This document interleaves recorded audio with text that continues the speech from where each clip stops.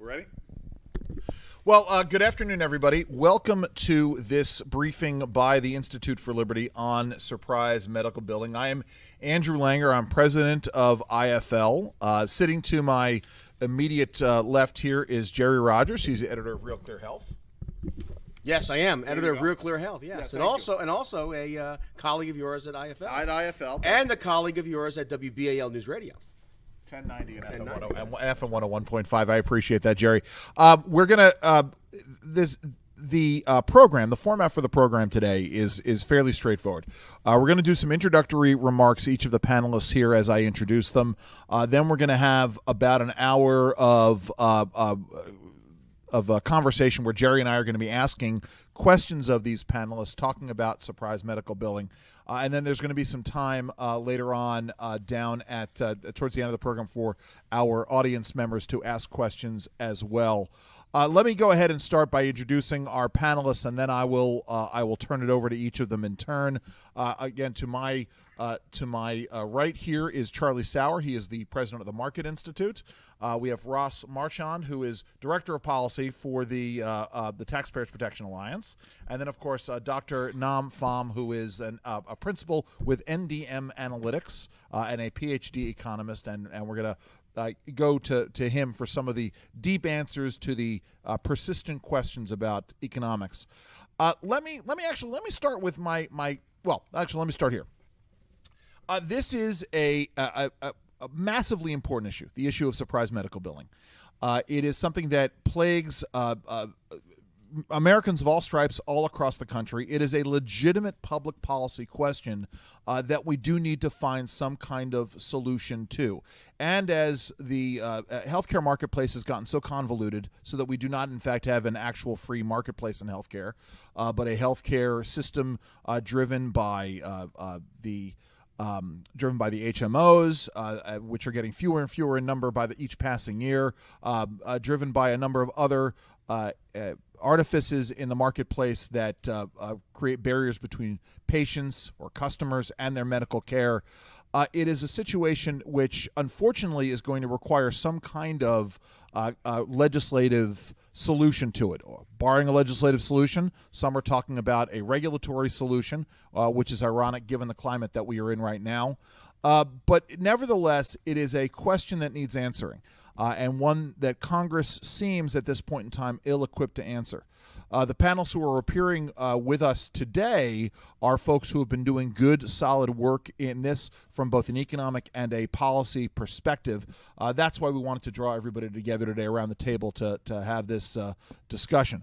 Jerry, you want to take it over from there? Well, again, as the editor at Real Clear Health, this is outside of Medicare for All, that issue, the broad issue of Medicare for All and the public option, and that issue.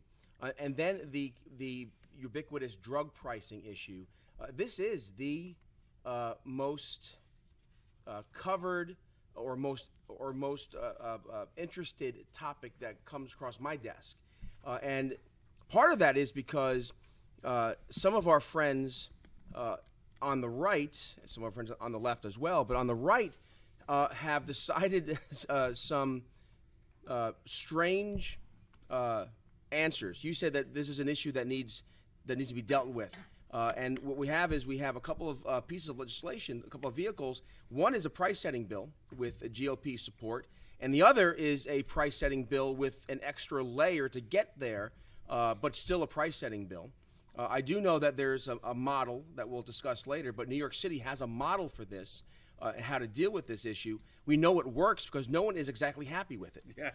And so. My father said that if everyone is pleased with you, you're doing something wrong.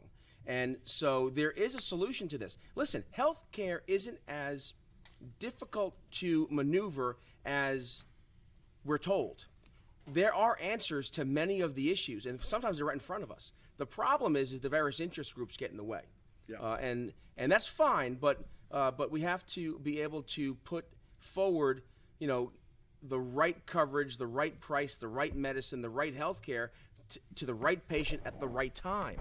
And we can do this. There are mechanisms to do this, and there are ideas to do this, and there are places where they're actually doing it and it works. Thank you, Jerry. I'm going to go across the table, Charlie, if that's all right. Let's go to Ross. Ross, talk to us a little bit about the work that you and TPA, Taxpayers Protection Alliance, are doing on this. Sure, but first of all, I want to make clear that I did not stumble upon this issue as Director of Policy for the Taxpayers Protection Alliance. It actually happened, I think it was almost 10 years ago. Now, I was told, I'm not sure if university students are told this across the country, but I was told as a student of the University of Maryland, if you get run over by a university bus, then you will get full tuition. And I promise all of you, I did not intentionally try that out. Wow. By the way, yes. And new guest on our WBAL shows. We actually have to have you on to talk about this. Yes. This is a promising way of paying for, of Elizabeth Warren realizing her vision for free college across America. This did not happen to me, okay? I didn't get run over. That's putting it a little bit dramatically. I got my foot partially, I don't want to say mangled. I got run over by a bus. And I was expecting, after I got out of the hospital, full tuition in the mail. Instead, what did I get? I got a surprise bill for several $1,000s. Did not. It happened. Wow. It happened. Okay. Almost 10 years ago, too. And this was, I think it was before Obamacare. I think it was right before Obamacare. But since the advent of the Affordable Care Act, scare quotes, okay, the issue has gotten a lot worse because due to federal intervention in healthcare, surprise, surprise, it was a reverse Midas touch. Insurance networks got way, way narrower, and all of a sudden, basically didn't cover anything. Basically, no doctors in network because the government said to insurers, you have to cover smoking cessation, you have to cover pregnancy, and I'm like, I don't think I get pregnant. I don't know. I've never tried, but I don't think so. And as a result, they've gotten really narrow. It's a new day. It's 2019. Yeah. I don't know. I don't think so. Maybe. Who knows? But it's gotten worse and worse. And you see this. This is impacting millions of Americans across the country each and every year. Yeah. Got it. No, that's good. And we'll I want to get more into this. I have one question for you. Okay. Please. What did it do to your dancing career? It was awful before and actually got a little bit better. It got a little so better. Bad that it's good. Got a little bit better. Okay. Because we're going to want to come back to this because we're going to spend some time talking about cronyism here. Someone who I know understands the issue of cronyism is Charlie Sauer from the Market Institute. Tell us about your perspective on this, Charlie. So for me, we do see it as a real problem in the market. It can be quantified. What it looks like about 1% of the emergency department bills have a surprise bill associated with them. But for me, one of the biggest problems in this issue is that while it does happen, the times that it happens have been awful. So, a mangled foot and you get a couple of $1,000 bill, that's something that they even want to have you on the radio about to talk about now, 10 years later. And so it helps drive this populism angle. And when there's populism, the cronies start coming to Washington, D.C.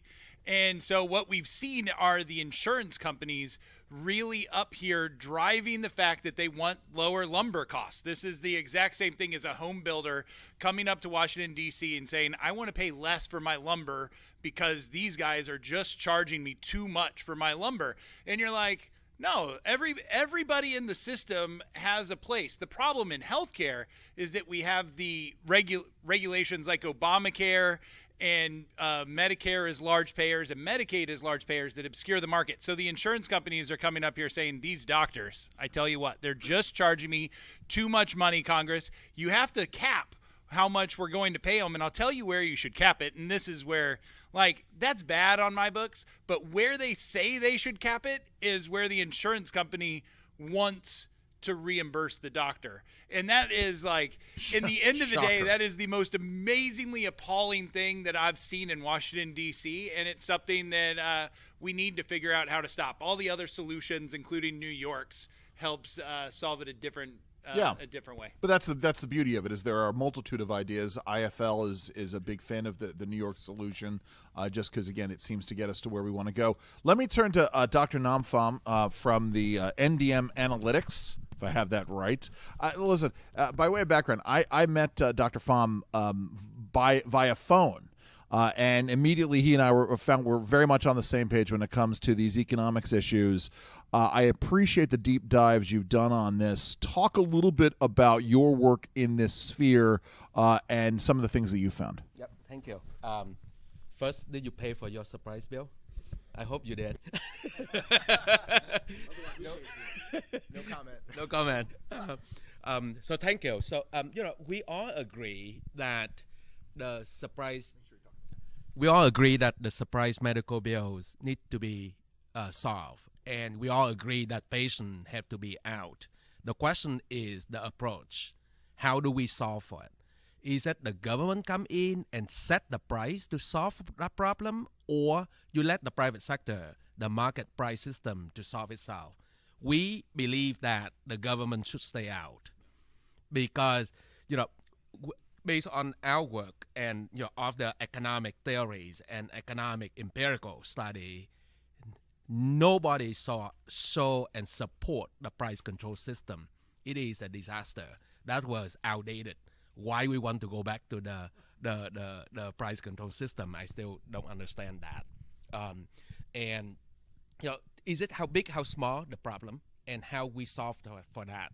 And the reason propose legislation using the medical surprise bill, but actually they are attacking the free market system, and they are asking to regulate the entire system, which I don't think that is economically sound.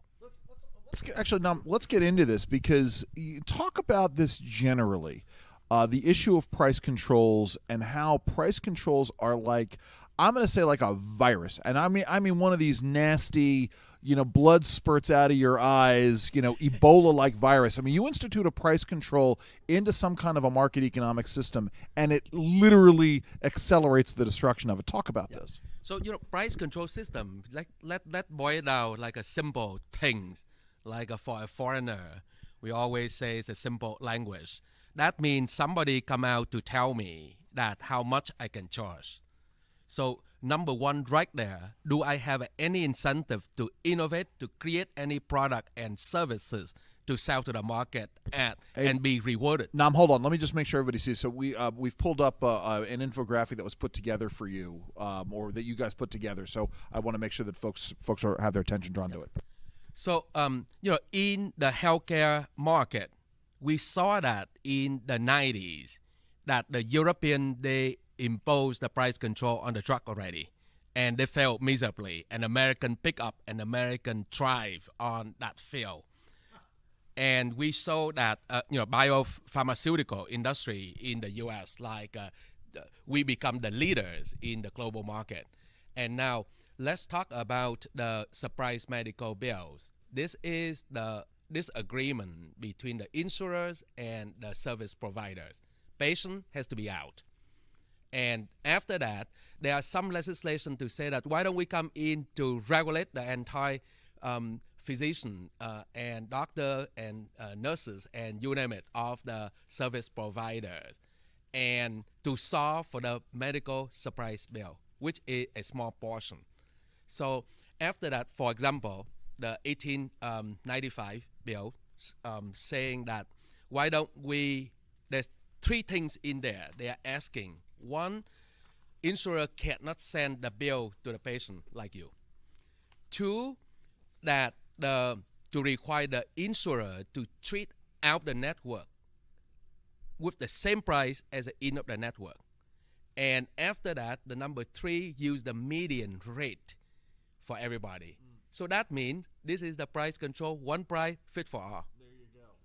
Can I walk through just kind of what that means in the market as far as the way that I see it, because I find it interesting. So a doctor that is charging the in-network rate, treats a patient, gets reimbursed the in-network rate. Great.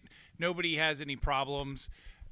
If a doctor wants to charge more than the in-network rate, or maybe he charges the insurance company more than the in-network rate, when his contract comes back up, the insurance company says, guess what? You charge more than the in-network rate. We're just going to drop you from the contract, and now we save money, and you get paid less. And that is where we see really the viciousness of the cycle, because after everybody comes down to point A, then they go down to point B and point C. And by the time we start iterating down the graph, we have doctors that don't want to spend as much time in the exam room, and they want to spend more time with their family because now they're seeing more of a profit for staying at home versus working in the exam room. And Charlie, I don't know if you can speak to this or any of the other panels want to speak to this, but we already had, before the Affordable Care Act was passed, and this is not, let's keep in mind, this is not just due to the Affordable Care Act. Obviously, the ACA helped accelerate all this, but we already had a gap between physicians, the number of physicians, the number of patients.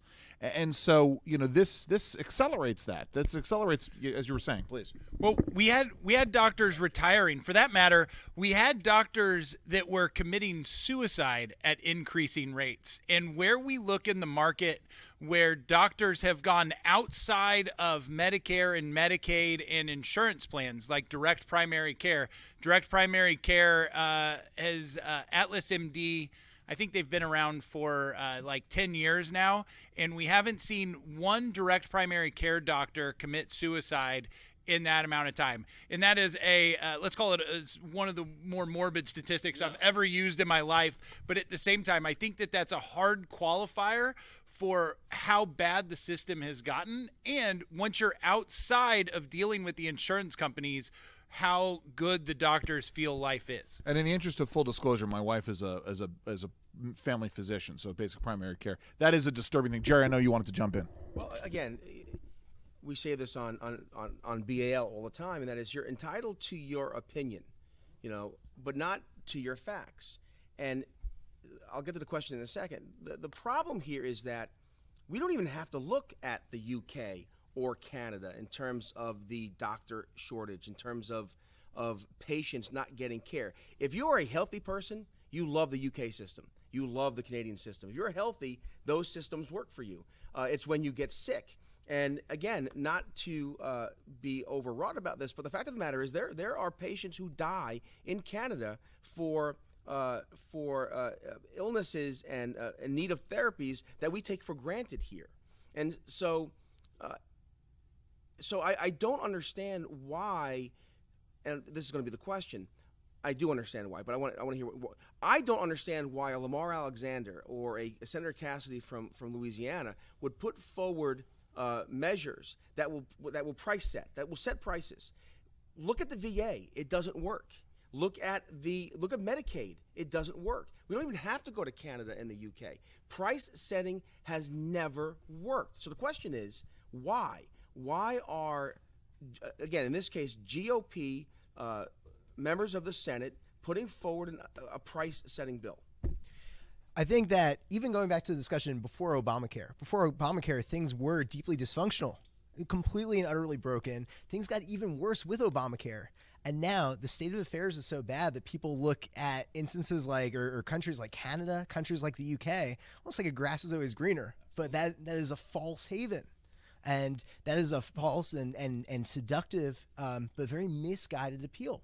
And absolutely right. And it's not just the VA. I mean, we have broken completely government-run care in the U.S. also, and this is not talked about nearly as much as the VA, also the National Indian Service. Sure. We promised Native Americans quality care basically as an I'm sorry 2 centuries of mistreatment, and we got even worse care and even more mistreatment. And now the government is coming in and saying, well, we screwed everything up. Now we want to screw everything up some more and intervene. And this is not just in healthcare. I mean, at TPA, we focus on a different issue or 5 different issues every week. And we see this time and time again. You name the sector, you name the industry, you name the public policy area. You see a very familiar, discernible pattern. Things are really bad because of the government. The government comes in, now it's worse. And that's why we can't abide by price fixing. It's just going to make the situation worse, which is what you saw in Obamacare and what you saw in all the other government, quote unquote, remedies for healthcare. Sure. Again, my question to Senators Alexander and Senator Cassidy would be, where has this worked? Just again, not just healthcare, broadly speaking, where has the idea of price setting a price, where has it ever worked? Let me just separate the two bills, because Lamar Alexander's bill is a price setting bill. Senator Cassidy's bill, it actually looks like the New York plan in the fact that it has the independent dispute resolution in it as well. And let me answer the question on price setting, and that it hasn't worked. In fact, when you look at the Canadian patients, part of there's a question of how good their system's doing, because when they do run into roadblocks there, they actually fly down to Oklahoma to go to the surgery center of Oklahoma, because he lists a cash price. So they know they can fly from Canada to Oklahoma, get a surgery, all prices included, no surprise bills. In fact, if they go in and operate your knee for a tear on one side of your knee and they see the other side's torn, they routinely will fix both sides and not send you home with any other bill, just because that helps out their brand. That helps them as a surgery center. And we don't see that in the other places because of regulations like Obamacare, because insurance companies don't want to cover patients. Wow.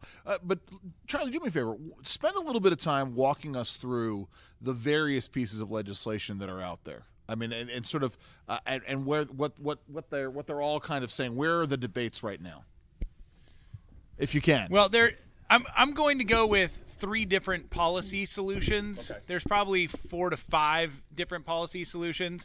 So the main policy solution, I think we've the one that is the closest to being passed is the scariest, and that is this idea of setting the prices at in-network rates. And the issue with this is actually almost doesn't have anything to do with the policy. It has to do with the fact that CBO scores it as saving money, as bringing $26 billion into government. Yeah, we're going to, Nam, in a minute, I'm going to have Nam talk about do a deep dive into the CBO numbers. Let me ask you, actually, let me go here, Nam, first of all, before we get to the CBO issue, but talk about what happens to medical care in America if any of these price control bills come to pass. I think the biggest problem coming in is, like you mentioned, the shortage of physicians. Because now if you control the price, that means you control the salary. And we have several problems in here. Number one, the supply of doctor will be affected, unlike the CBO assume that there's nothing changed.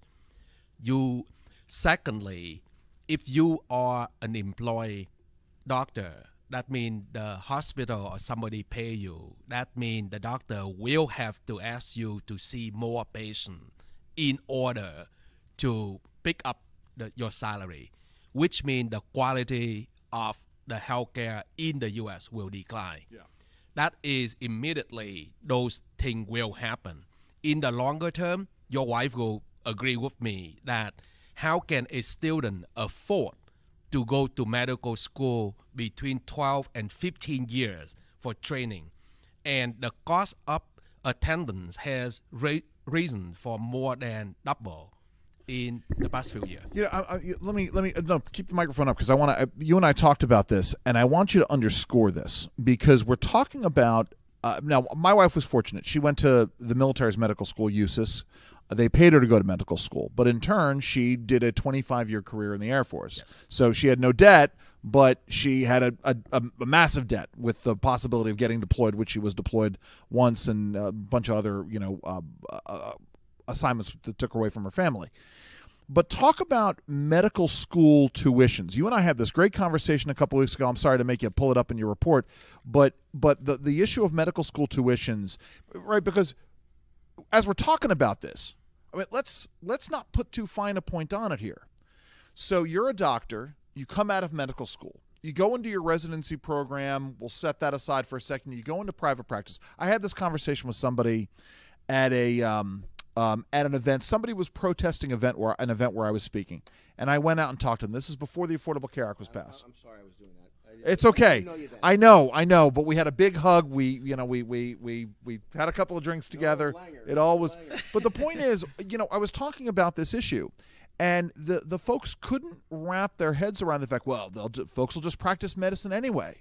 I'm like, okay, you're missing my point. Thank you, Seaton. you're missing the point, which is you come out of medical school and you have your living expenses. You have to pay your rent or your mortgage. You have your car payment. You have your car insurance payment. Maybe your practice is picking up your malpractice insurance. We can get to that in a second. You have your practice expenses.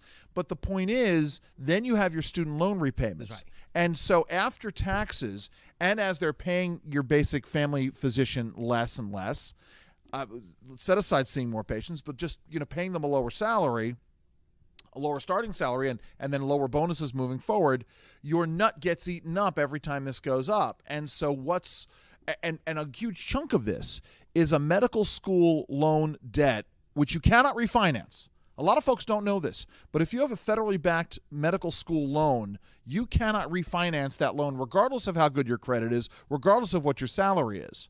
So you could be making $250,000 a year, though very few doctors are. And even with that, you can't refinance your loan. It's a whole thing. But the point is, talk about these tuitions and the debt that these med students are incurring, please. So first, not every single student can go to medical school, use your wife path, because that is the limited seat, and you have to be certain qualification in order to do that. And now talk about the tuition, and I teach MBA school, and I understand the tuition, how heavy it is and growing. So after 4 years, then you go to medical school. Medical school in beginning of the millennial, in the public school it is around $100,000 when your student get out, and private is about $150,000. And now in 2016, the 4-year cost of attendance went up in the public by $232,000, and the private is over $306,000. That is the debt right there. Yeah. So my co-author Mary Donovan and her sister, a doctor, a genius, and when she got the new jobs at the new hospital, and I said, "Wow, how much she make? Can I be a doctor?" And Mary said, "No, don't envy her, because do you know how much debt that she has?" I said, "No, never mind that. I stick with economics, cheaper." And that's just it. I mean, let's think about this for a second. You come out with a $300,000 debt that you're paying off over the course of 30 years. That's right. I don't know what the rate is, but of course that's just the principal. That's not interest. Yeah. And so that goes up appreciably. Absolutely. And I don't even know do you have, when you talk to your colleague about this, can you put it in numbers? What is the monthly loan repayment? Do you even know? I mean, if you don't know, you don't know. But do you have any idea what a monthly nut that is for that? I don't know, but the numbers. Just think about $300,000 before the interest, right? Then if you do, I don't think you can do 30 years. You have to do 10 years. Okay. So that is $30,000 principal alone for a year, and $2,500 a month. Yeah. Right, and if you put the interest in, and maybe you can be subsidized. Sure. Here you go, government come in. I'm gonna do some number crunching right here. Thank you. See, Motley, go ahead and yell it out. I think medical family practitioners are a little more important than women's studies majors. Why is Elizabeth Warren going to give women's studies majors free college and not medical students? Well, that's a whole. Wait. Did Seton Motley just put forward the policy position that he's in favor? No. I know. How incredibly stupid Elizabeth Warren's policy. Right, but here, let me just to move back one step. I worked for years in the pharmaceutical industry. I worked at the trade association, and pharma in this town in D.C. is viewed as a very strong lobbying presence, lots of money, lots of power. When I first started there was an old-timer there who had been there for years. And he said, "Jerry, when I first started here, the companies that make up pharma, they dabbled in medicine. They made medicine. But for the most part, they made their money on cosmetics or other products." And he said it was some new discoveries in the early 90s that shifted the entire pharmaceutical market, where medicine started to be a mechanism to earn a profit, which led to more research would lead to more innovation, would lead to more cures, and so on. He said, however, given some of the proposals before the Congress, before the various states, pharma could very easily go back to make its money selling cosmetics. And my point is, because you had mentioned, well, a doctor will be a doctor, right? Well, he's gone to school. No. I have a very good friend of mine. He gives away tens of thousands of dollars to a think tank up in New York called the Manhattan Institute. He's a physician who doesn't practice medicine because he is now a hedge fund manager. I mean, these are smart individuals who could make a living and be innovative in myriad fields. There's no reason why, given price setting and price controls and the Byzantine-ness of healthcare, why they wouldn't move on to something else.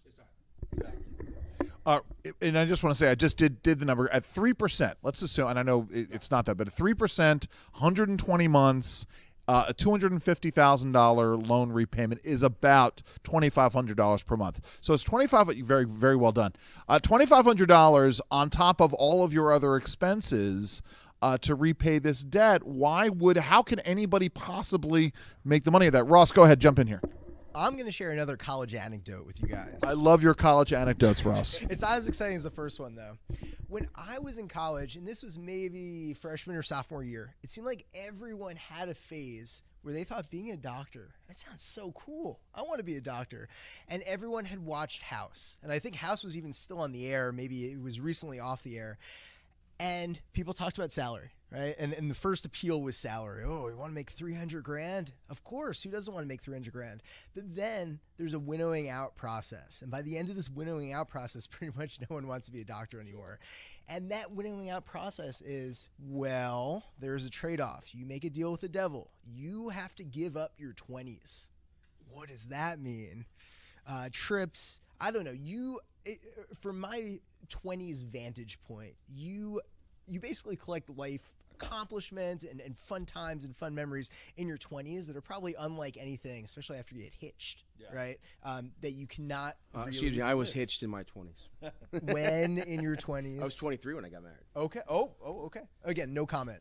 So, no comment to that. But you What were you gonna say? Well, you made. No, I won't tell you. You made another. Hey, deal this with is the off devil. topic. I'm gonna say real quick. I found the most wonderful woman in the world, and my mother said to me, "You better marry her quick, otherwise she's gonna get to know you, and you'll never marry her." So we DC limousine liberal elitists wait until we're 37 to get married. So there you go. But you make a deal with the devil, okay, and that winnows out pretty much everyone. So you not only have to borrow all of this money in anticipation of a very, very long away, far off payoff, you have to give up your 20s. So it's not for everyone. And at the end of the road, you better get that deserved payout. You're doing such an important role and you gave up so much to be here.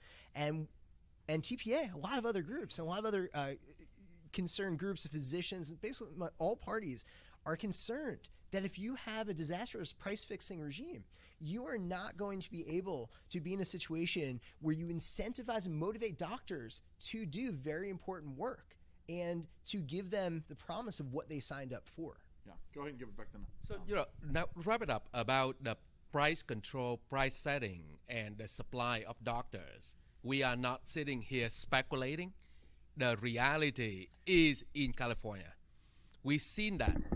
Thank you for this. That's an excellent point. The shortage is the reality, and the widened shortages will become a disaster for the country. And now if you set the price, as you've seen in so many industries, so many countries, you will create the shortage even larger. Yeah.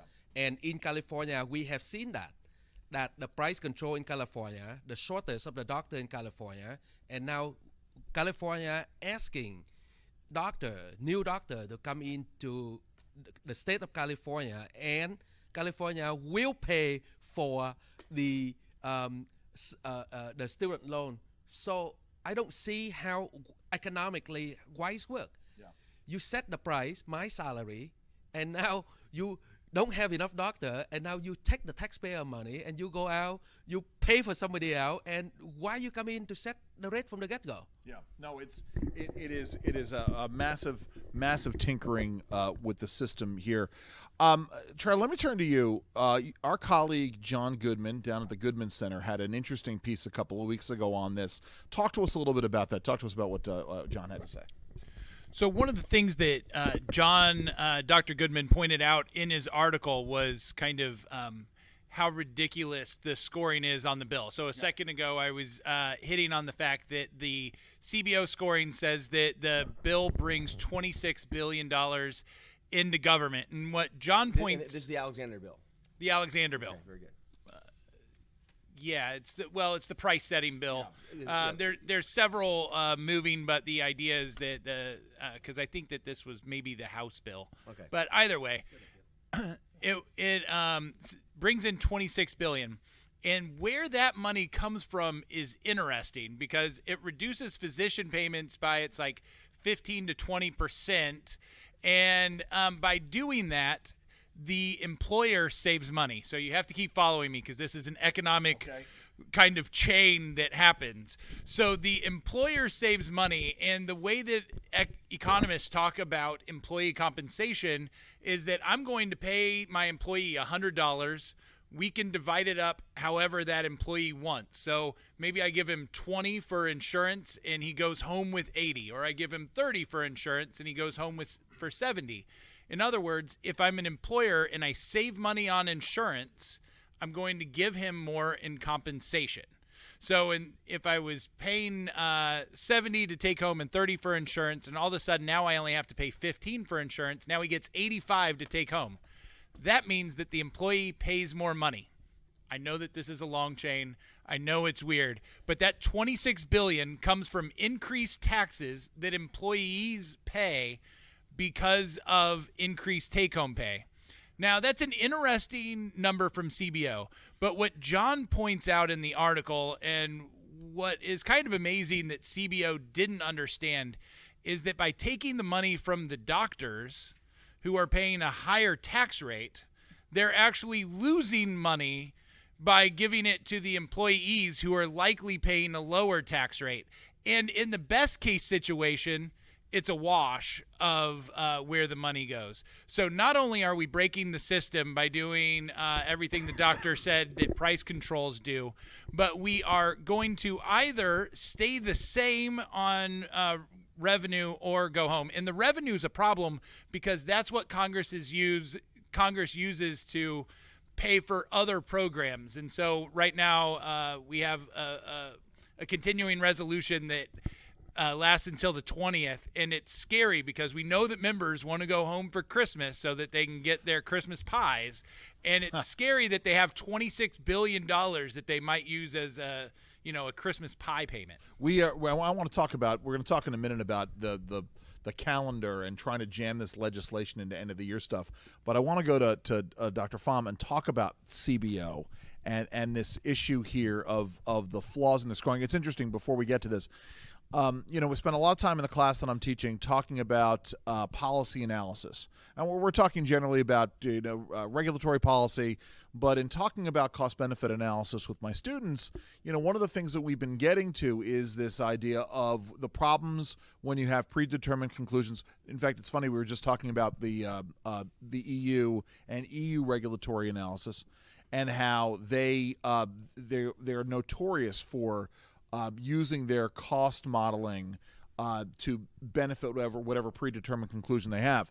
But, this is one of these areas where it's classic of the folks who are doing the evaluation, talking about CBO here, underestimating the cost and overstating the benefits, really talking about the cost. Nam, tell us a little bit about this and your concerns with CBO and how they came here. Yes. So this is the bill, the S-1895. I believe that this is the bill that we are discussing, and that is the bill that proposed the price setting. CBO work. CBO doesn't create the bill. CBO says, okay, you want me to score the budget saving. CBO doesn't score or calculate, estimate, or any whatsoever about the other things. It's just simply the cost saving for the federal. So CBO take the bill and analyze the bill and see that what are the fiscal consequences. And CBO, as first you say, here, the bill is not about the medical surprise bill. It is only a portion, one of the 5 sections. The first section talk about the medical surprise bill. So the CBO come in to say that, okay, what do you want to do with the bill? What do you propose? They propose, like I mentioned earlier, that the insurer cannot send a bill, but after that you have to set the price. So CBO calculated if the price is the median of the in-network, then how much is it compared to the existing? So now they calculated, they save $24.9 billion over the course of 10 years. Okay. Right? Yeah. So how to do that? Then they say, okay, now this is the elements of the bill, and as any economist, any modelers, you have to make a set of assumptions how to do that. So CBO come in to say that let's assume what?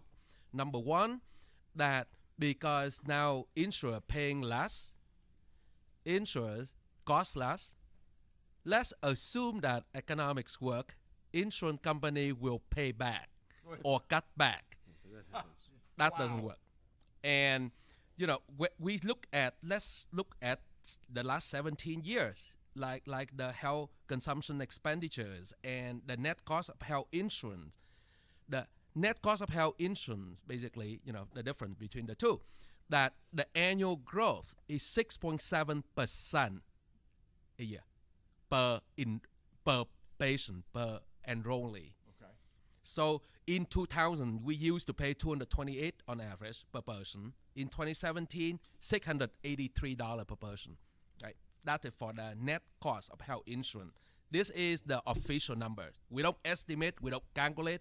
This is a statistic.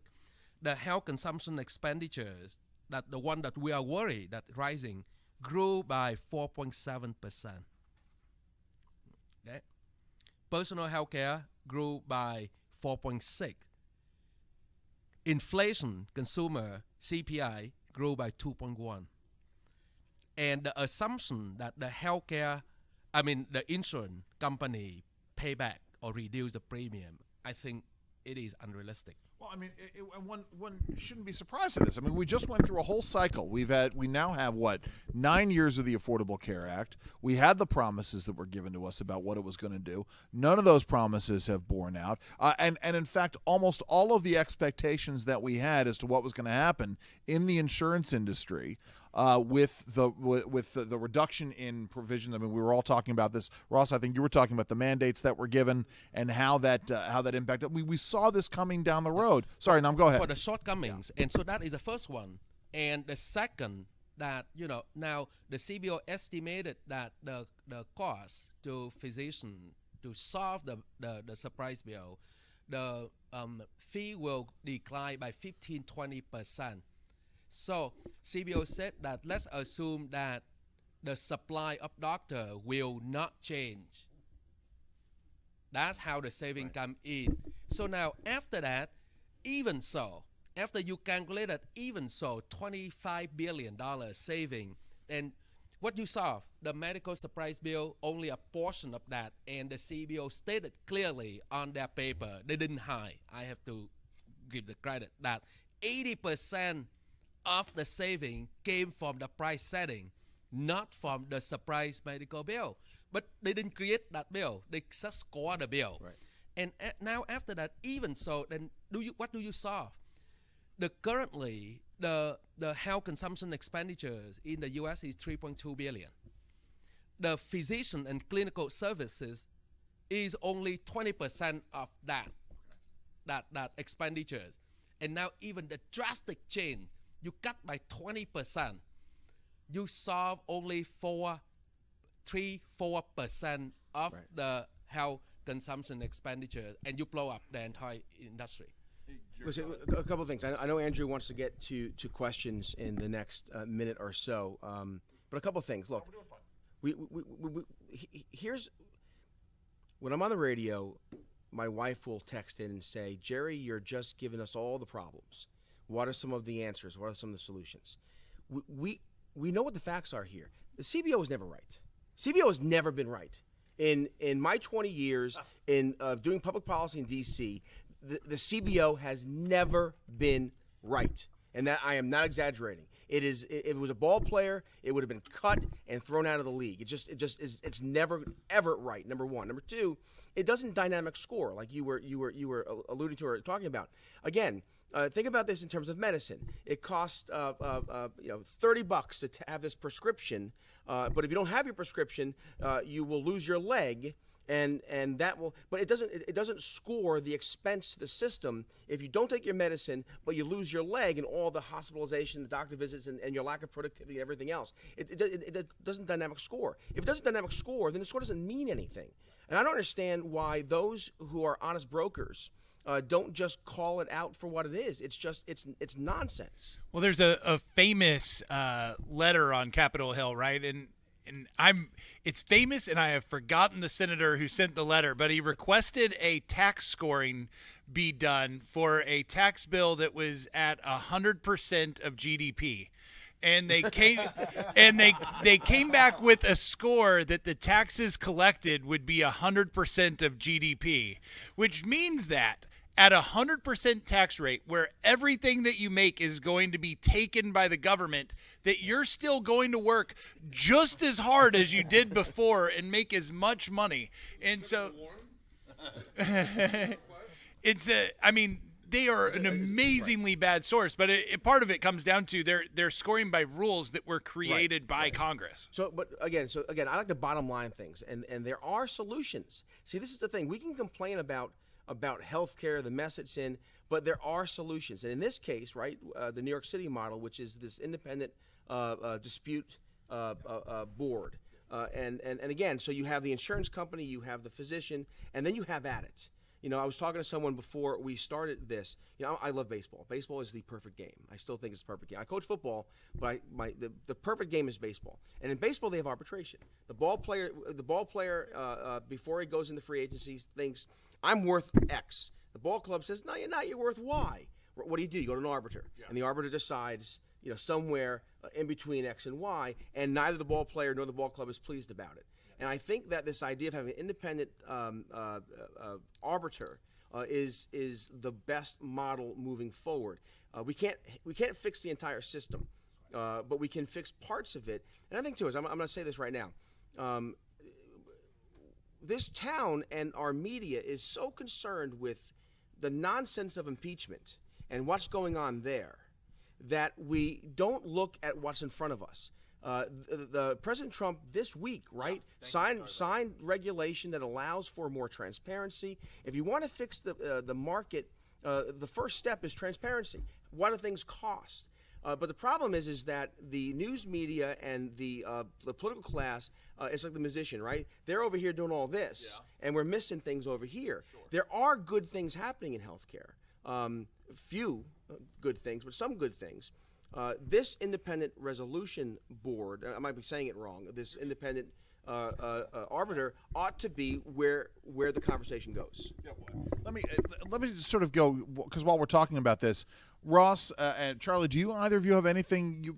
What are your thoughts on this transparency executive order, or on the bills themselves? So on the transparency, I mean, I'm still trying to learn a little bit more about it, but in terms of general principles, and we've seen similar sorts of things before where the government tries to force open transparency. I don't like the forced transparency, because when you have forced transparency and basically the customers still have no skin in the game, I mean, that doesn't work out. So it's more important to me, rather than expending all this political capital in the forced transparency, focus on the root and focus on empowering healthcare customers and patients to shop around. And then the incentives, the motivations for providers and insurers to have more transparency, it takes care of itself. Sure, it can. Yeah, Charlie, go ahead. I'm in the same place, and I have long stood outside of large swaths of the right saying, do not push this transparency bill. Do not push this transparency bill. And that's because we don't have a bill that forces transparency of Snickers bars when you go in and get one from the convenience store. And but the price is listed right there. Well, but that's when I go into the bodega, and the Snickers bar is right there. I know how much it costs. And that's because the market has forced that. The government didn't force the bodega to list the price there. One second, but I'm gonna come back to this because here's what is interesting is where the market is functioning in healthcare. Keith Smith of Oklahoma, he lists his prices, and it's not just Keith Smith because he could be an island unto himself. An island of excellence is what some economists call it, but there's also surgery centers in California. There's surgery centers in Virginia that are also posting their prices. And the prices are interesting because they're all within a plane flight of each other. They're but the Virginia one doesn't want to lose you to Keith Smith. So they're going to be within a plane flight of him. So in healthcare, we don't need that. Where prices aren't transparent is where there's problems, and we should figure out why they're there. That said, the administration is looking at this the right way. They are forcing insurance companies to show the prices that they're paying for care, all right. But it's still not I get it. the way that it should be done. No, so this is a side note, and I'm at 30 more seconds on it because, and again, perfect an example of your youth in college, which was like 3 years ago, but I'm joking. So my wife my wife needed eye surgery, and our insurance company was giving us trouble, and I called the physician group that was doing the surgery, and I said, how much does it cost? I'll just pay for it. How much will it cost? And they couldn't give me a price. It wasn't that they were unable, like no one had asked them that question before. They were unable to give me a price, and so it threw the whole process to a halt because insurance wouldn't pay for it, and the physician's office was unable to give me a price for it. If you tweet Keith Smith or the Surgery Center of Oklahoma, they will tweet you back a price in real time. Wow. There was actually just an online, it wasn't a debate, but somebody said, I called my insurance company, I called the doctor's office, they wouldn't give us a price. They had this Twitter transaction of this talk, and it ended up that the patient was able to say, here's the price from the Surgery Center of Oklahoma. Will you give it to me for that price? And they ended up agreeing on it. Wow. All right. While we're talking about this, so we have these pieces of legislation that are floating in. I think we can all agree we don't want them jammed on some kind of year-end situation. Let me ask you this, because there has been this talk that the frustration of the chairman of the Ways and Means Committee with the process, he wants to throw this into a negotiated rulemaking. Want to know what you all think about this idea of Congress throwing up its hand saying we can't find an answer to this. Ironically, despite the fact that we're spending all this political capital accusing a president of abusing his executive branch powers, we actually want the executive branch to do this. What are your thoughts on a potential negotiated rulemaking within Health and Human Services? Something I get concerned about when it comes to rulemaking is all of a sudden the public kind of steps away from it. Things get a lot less transparent, and bureaucrats know how to enact or hand over large swaths of power to embolden themselves. Sure. Okay. Now, if it was in a market-oriented direction, I mean, I can understand. But it's about how it's going to go. And how do we think it's going to go? We think that if rulemaking becomes par for the course in the place of legislation, it's going to come to a bad place really quickly. The government is going to increase power, and they're going to set prices. And let me be really clear here. The concept of the negotiated rulemaking is such that it's unlike a regular rulemaking. Again, now I'm going to wear my regulatory process professor hat. So a negotiated rulemaking is where the same parties that are trying to negotiate the legislation up on Capitol Hill, and the chairman of the Ways and Means Committee doesn't want to pick a side to send it down to the floor to the vote, those same parties will then go over to HHS, and they will be negotiating over the substance of the rule.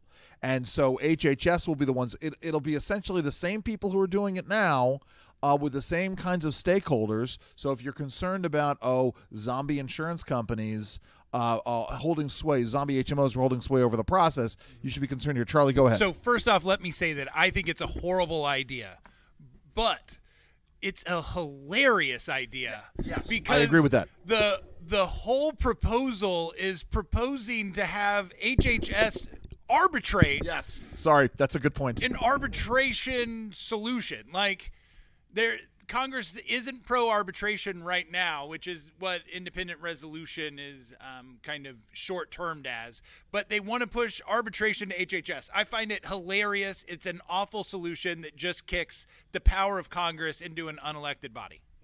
Yeah. So let's let me do this. Let's sort of turn. I want to make sure we've gotten all of our bases covered here. Some final thoughts about this moving forward. Prospects for something getting passed. What are your thoughts? Let me start with you, Ross. Your thoughts on the prospects. I'm going to go to Jerry. Then I'll go to Charlie, and then Dr. Pham. I want you to sort of give us some final thoughts here. Sure. First of all, and I should not need to state the obvious. The U.S. healthcare system is deeply broken. Now, TPA has been looking at this for years, and we've had it helpful to basically distinguish healthcare by two parts. One that could be like any other market if the government sets and allows and emboldens the proper incentives to take their course. And then there's a trickier part. Okay, most of healthcare you could shop around. Even if patients have a terrible a diagnosis, a terrible disease, they could shop around for specialists. It's all about, in those cases, making sure that the government limits regulations, limits restrictions, and emboldens customers to shop around. It could be like any other market where the quality goes up and the price goes down, yet that is the exact opposite of what we've seen over the past 20, 30, or even 50 years. Now, the emergency services is probably the most difficult because it is very difficult to shop around. If you have a heart attack from the back of the ambulance, you're like, 20% off at Mount Sinai Hospital. No, it doesn't exactly work like that. We can't do the first best, but we can do the second best, and we could take patients out of the equation in terms of them being stuck with a horrendous, horrific, significant bill, and we can make sure that the market processes and the price negotiation works, but behind the scenes between the providers and the insurers. We've seen it work in New York. It has worked wonders. A couple of years it's been in effect. We've seen out-of-network rates decline by 33%. We've seen emergency physician charges go down by 9%. That is the change, and that is a pragmatic, market-oriented reform that I think we could get behind. I like that. Charlie, let me go to you. Actually, I'm going to jump over. We're going to go Charlie, then we're going to go to Dr. Pham, and then we'll go to you. Hey. I know you got to pay for your parking, so I'm giving you a little bit of time. Charlie, go ahead. Andrew, I'm just You're just hanging out with me. Charlie, go ahead. So, look, this is a hard issue to cover because real lives are at stake. Real people's livelihoods at stake and real money's at stake here. But we can't let cronyism dictate what happens on Capitol Hill. We can't let one industry come in to hurt another, and especially we can't let one industry come in to hurt another when that means it's going to hurt our lives in a way that we can't turn back either. I think it's important. I think it's something that we have to watch out for because Congress is going to look out for themselves. They see the money bucket, that $26 billion bucket, and they're going to want to move to use it. And so I think we all need to stay vigilant, stay woke until 12:20. So that we understand the problem as it's going. And I mean, healthcare system's broken in the U.S., but Obamacare broke some windows that markets have been filling in. And so we have these people that we can point to on working functional healthcare markets within the U.S. They're still new. They're still early stage, but they're growing and they're growing rapidly. So we can show that healthcare can be delivered in a free market and delivered correctly. There we go. And by the way, if you ever want to hear something incredibly funny, a couple of years ago, Jerry and I had never heard the term woke before. And we were literally listening to some MTV thing where they mentioned the word woke. Jerry and I had no idea what it was, and we spent the next 20 minutes trying to figure out what it meant. Funny radio, at least as far as I'm concerned. Dr. Pham, go ahead. First, you assume that you have 26 billion to save, but you will not. So, again, as economists, we tackle the issue by using the first choice. If we agree that surprise medical bill need to be fixed, then you have to use the right measures to fix it. I don't think that you need to go to find an indirect measure such as the price control. Absolutely. to go to fix the surprise medical bill. They don't have anything to do with each other. So now, its second part is about the rising healthcare expenditures and healthcare costs in the U.S. Then I would think that perfect competition would be a better solution than the price control, because we know that when the price control come in, regulation come in, legislation, law come in, you create the distortion of the market, and actually prices will go up. So now if you want to reduce the price, open up, let people compete, let hospital compete, let doctor compete. The story that you guys talking about, like you cannot get the bill, let them compete. Why not? Like every other industry, then the price will go down. Amen. Yeah. Jerry, go ahead. So again, And then we're going to open up the floor to questions. so Charlie makes a really good point that when discussing healthcare policy, very often we forget that we're talking about human lives, and whether it's medicine, whether it's physician care, and so therefore it's different than other policy areas. And I think our side, the right of center, sometimes likes to argue with numbers. Charles Murray wrote Losing Ground in the mid 80s. And up to that point, conservatives argued that welfare was a waste of money. The Great Society failed because it was a waste of money. And it was all economic arguments. It was all about numbers. Then Charles Murray comes around, writes Losing Ground, and it's not just about numbers, it's about people's lives. These Great Society programs were actually ripping apart families, destroying lives, creating poverty, right? The government programs to alleviate poverty were actually causing more poverty. But it wasn't until conservatives started talking about it in terms of people. And I think the same, we need that kind of losing ground Charles Murray moment in healthcare. We need to talk about this in people's lives. And here's the fact. The fact is that less doctors will mean less care. It will mean that when I have 5 kids, I have a 5-year-old boy. Just recently, we thought my daughter was having an appendicitis, and she's in pain. We don't know what's going on. You're frightened. You don't know what's. This is where people are in healthcare. It's a frightening thing. I went from paying $800 a month in my health premium with like a $3,000 deductible prior to Obamacare to I pay $3,600 a month now premium with a $12,000 deductible. It's scared to death. And I only keep it because I have 5 kids, and God forbid something happens. It's a catastrophic plan for me, even though it's not. My point is that if we can start communicating that sense of urgency in terms of lives, I think we'll start winning some of these debates. Specifically, this independent arbiter dispute resolution works. And I know it works because no one's happy about it. Someone gets upset. And I think there's a model for it. I think if we change a little bit, what did Fred Smith always say? With a bell, he would say this: people don't care what you know until they know that you care. Yes. I think we're losing some of these healthcare battles because people don't think we care. And that's CEI Fred Smith. And that's CEI Fred Smith. So I think we need to change how we communicate, and then I think we have to put very black and white. Here's a solution, not perfect, but it's a solution nonetheless. Let's and agree upon it and move forward with it. And I think we'll see some changes. Now, you asked for a prediction. I don't think anything's going to happen on this issue. I don't think this Congress, which means it gives us plenty of time to regroup, to get our allies straight, to get our to move forward with the best arguments and the best messengers. So here's how we're going to do questions. I don't know. I'm not going to have a roving microphone. So pipe up or raise your hand. I'll call on you. You don't have to state your name. What will happen is I will repeat your question into the microphone if you want it to be. Long enough where we could I guess we could do that. for the All right. streaming. Yeah. All right. So here, why don't you hand this down to Jacob then, and go ahead and ask the question. And Hi, I'm Jacob James Rich from Reason Foundation. The other Jacob. Yes. Not Jacob Sullum. I aspire to that eventually.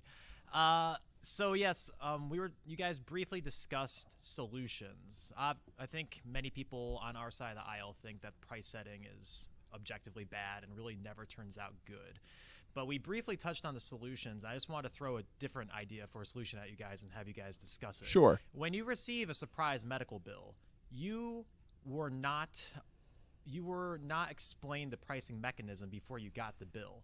Is it really the responsibility of the person who receives the bill to pay the entire bill, or is it completely reasonable for someone to receive that bill and say, I think that's too much, and since I did not have the opportunity to negotiate it, it's reasonable for me to say, hey, I'm not paying this much, you're going to have to send me a different bill, or maybe some sort of... Well, so part of that is the arbitration model of it. You get it and you say, okay, hey, I didn't expect to pay this. I mean, there are all sorts of other ways to look at it, and some of them, and I'm not saying I'm advocating for this, but one of them is to say, no, you just can't do it. If somehow in the chain of custody in your medical procedure, somebody out of network performed a service on you that you didn't negotiate with them, one solution could theoretically be they have to eat the cost. Now, I'm not so sure we would want that, but it's a solution. One of the other ones is arbitration. I'm sorry, Charlie. Go ahead and jump in there. It's a good question. It's a great question, though. I do. I think it's a good question. But I don't want any. I wouldn't want to see legislation that looked like that, because I don't want to price set for an emergency room. When I have a family emergency, I want the spigots open on wherever my family goes to. I don't want to close down the care spigot, the money spigot, the funding spigot. I want everything open so everything can be delivered to my family.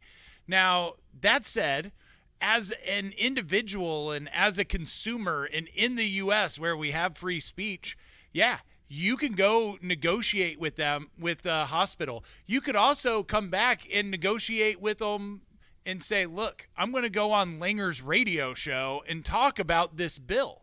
Or I'm going to go talk to Dr. Marty McCary, who actually flies around the country helping people out with these surprise medical bills. And that's what a free market solution is to this, right? You use the free market to push back on bad actors, and you use branding and the brand loyalty that they want to develop and that they're spending money on. You push back in the free market. You don't ask for a government solution to a problem that you should deal with yourself. Jerry, you want to jump in? Or? No, it's just it's interesting because there's almost like contract law, right? If you sign a contract with your insurance company, and there's out of network and in network costs.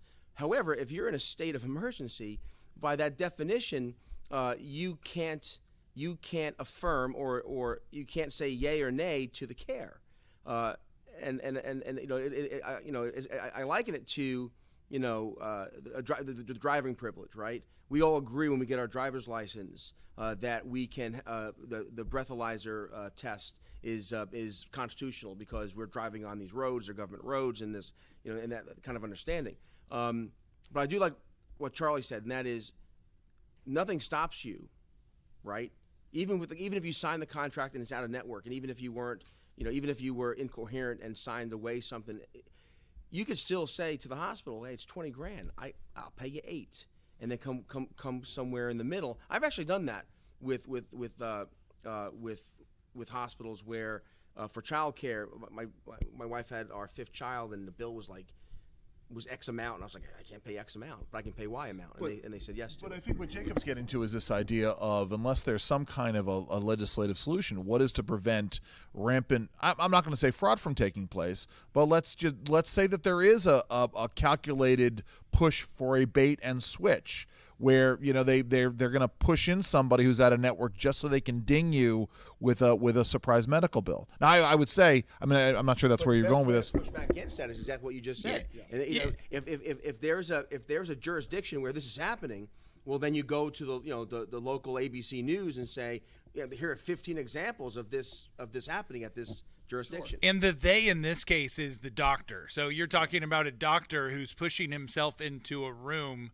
And the other doctors in the hospital have all taken their Hippocratic oath to treat a patient. They're not going to allow that or let that doctor to push that. If the they was the hospitals, then I would say maybe that could be a problem. But they aren't making extra money from a surprise medical bill.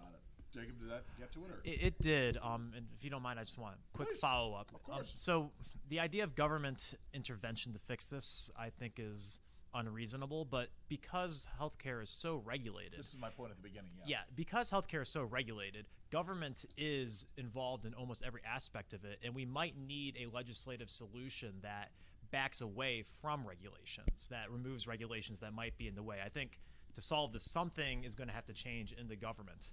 And I guess the example you were bringing up, where they might have an incentive to really gouge their customers, I was wondering if like maybe the debt collecting apparatus and the laws surrounding debt collecting and their ability to hurt your credit, if that was weakened, would that possibly put consumers in a position to defend themselves more without necessarily saying the government is going to legislate that the insurance Are you companies talking have to about? eat Are you costs? talking specifically about medical debt? Or are you talking Yes, about debt? medical debt, All right, yes. because then you get in a whole nother area. I'm sorry. I know Ross, you want to jump in here. So let me. Oh, works for me. We can have musical. Yeah. I like this one better. I like this. Yeah. Somehow all of my stands have disappeared. The tripod is nice. So bankruptcy is a very interesting segue because the U.S., in terms of business and personal bankruptcy, is the most generous laws in the country. But unfortunately, that has not stopped. And this is not just a private thing. This is also public health facilities like the University of Virginia. They're still very aggressive with bill collection. And I think that to talk about that is interesting, but it's sort of in the middle of the story in that why are the prices so high to begin with that no one could pay them, and then public and private entities resort to these aggressive bill collection techniques. Because at that point, when the prices are so high and the compensation levels are so high and no one can pay, you pretty much have no option but to collect and be pretty aggressive with it. So I would say you need to respond to that problem by starting more at the beginning of the story and asking, why are the prices so high? Why does it cost so many thousands of dollars to get a simple procedure or hundreds of dollars to get a Band-Aid at the hospital? And have that more price exposure like what you were talking about in that Oklahoma hospital facility example. And that's I feel like I'm that guy that's running out like the No Langer sign. I've got Surgery Center of Oklahoma painted on my chest. I wish we had that. I wish. But it's because. Oh, what's happening? But I Reference have from it. Jerry. I talk about it because it's a good story. So the prices that he charges, and for that matter, the one in California and the one in Virginia, are about 10 to 20% of what the nonprofit hospitals just down the street charge. And so I was in a meeting with him up in Washington, D.C., just trying to tell people his story. And I said, what Keith Smith has found is the true price of healthcare. And what he looked at me and said, he said, no, nobody's competing with me yet. We don't have any idea how low I can go. We haven't even started. So, yeah, when you go in, you're getting a high bill. His prices are insane. And one other side, quick story Real here. quick, yeah. When doctors actually compete for patients, so there's a bidding website where people can go in and post their surgeries. When doctors bid, it's not always the lowest bid that wins. People stop at a certain point and stay with some sort of quality metric. So we actually have numbers for getting to the right price of healthcare, and that's what we need to figure out how to get to. Have you done a study of this? On what the right price of healthcare is? No. On this, the bidding sites. Have you written anything about this? No, it's Okay. actually in my queue. All right, because I may teach a class on this next week, and I want to talk to you about this. As I say this, I think we have to. It is all about. Well, listen, of course it is. I've got the microphone with the stand that I gave up to you and to Ross. We got time for one more question. Seton, go ahead. Yeah, I'll be loud because I'm loud. That's fine. I'll repeat it. Seton Motley with less government. That's all right. Here, yeah. Come on down. I know, right? I was. As far as the price is concerned, I think when you get a surprise bill that's sent to a customer, the providers do this all the time. They play the game with the insurance company, where they send more than what they want, Sure. because they know the insurance company's going to back it off. There's no reason why we can't do the same thing as the patient. If they send a bill, they could be overcharging the way they do with insurance companies. We come back with not X, Y. To me, I think a concurrent policy solution to this is the reason we know the price of Snickers is because there isn't a third-party payer paying for the Snickers. We're responsible for the bill.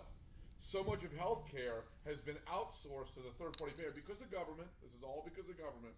And I think a step in that direction to getting towards us being better consumers is health savings accounts, where you drop back the coverage.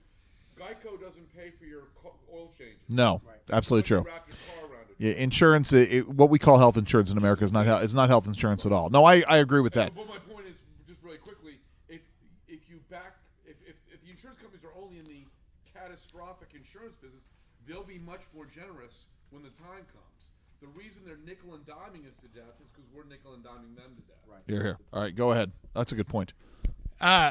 So the price that we spend on the patient pays about 10% of their healthcare costs. So how much would you pay for a Snickers if you were only paying for 10% of the cost?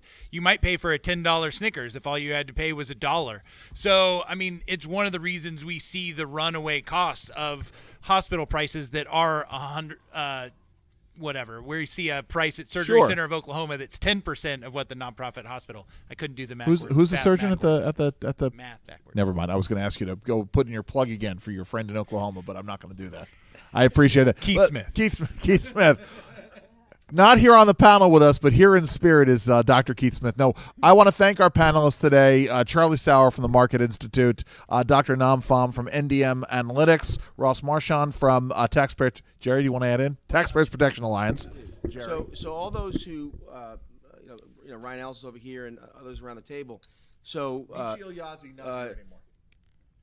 if you write on healthcare, if you're going to write on this issue, send your pieces to Real Clear Health and send them to me. If they're published elsewhere, we're an aggregator, so I'll link to your piece.